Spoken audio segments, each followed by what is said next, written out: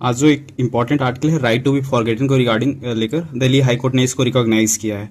और देखिए रूल्स वगैरह भी उन्होंने पहले बताया, जैसे digital personal data protection act वगैरह में भी इसकी बात की गई है।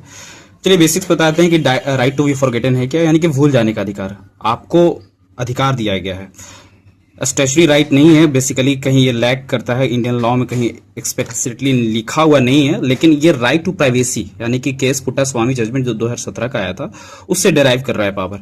यानी कि right to be forgotten is also a part of fundamental right under article 21। इस चीज का ख्याल रखिएगा, एक्सप्लिसिटली नहीं है। देखिए इसमें क्या होता है कि जैसे इंटरनेट हो गया, सर्च इंजन वगैरह हो गया, वहां पर आपको अधिकार है कि आप रिक्वेस्ट कर सकते हैं। इंडिविजुअल को रिक्वेस्ट करता है तो removal of their personal data from digital platform और सर्च इंजन, ठीक है।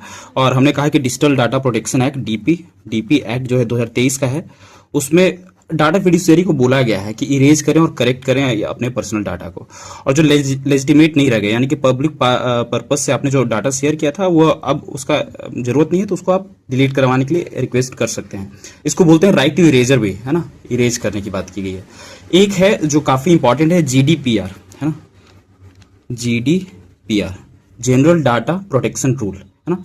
और ये आप लोग बताएंगे किस कंट्री का लॉ है या फिर किस ऑर्गेनाइजेशन का, जो इंफॉर्मेशन प्राइवेसी की बात करता है और सिटीजन को कंट्रोल करता है अपने पर्सनल डाटा को लेकर। आप लोग कमेंट सेक्शन में जरूर बताएं। Thank you.